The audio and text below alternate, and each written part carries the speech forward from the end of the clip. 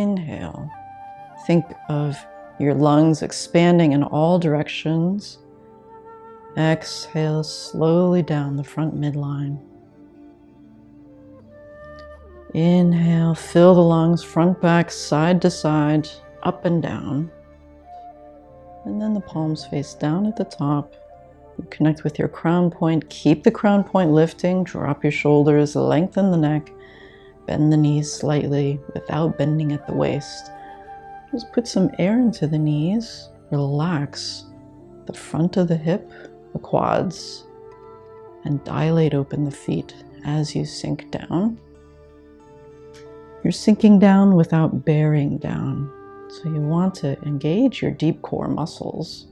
And the hip line stays even. Okay, so if your hip was a basin of water, it wouldn't be spilling out all over the place. Just up and down movement. Now give some extra space to your knees, so the joint space in the knees increases. Joint space in the ankles increase as you sink down. So you're not bearing down, you don't feel heavy, you feel a spring-like quality coming up, like the earth is just giving you a little bit of a bounce.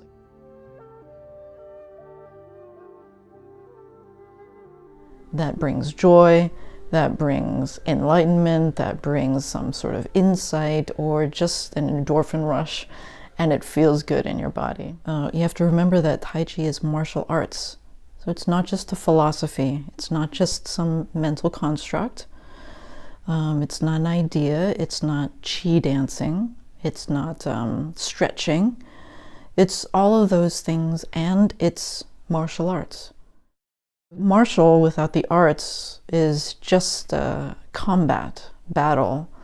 You know, one conquers the other on the battlefield.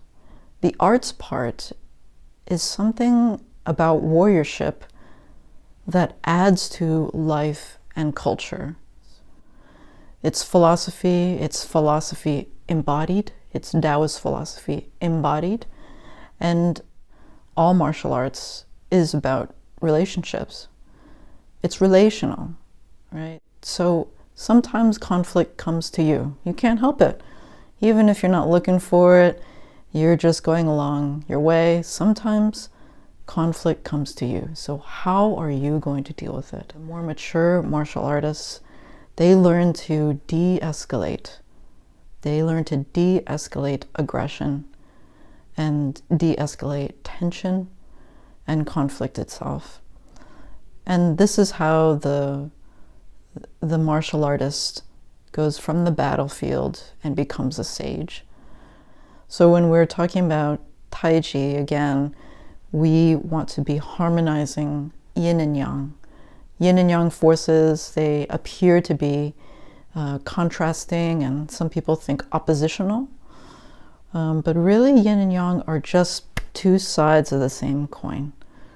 It's like the wings of a bird flapping. You need both sides of the wings flapping. You can't flap the wing from just the outside or just the inside.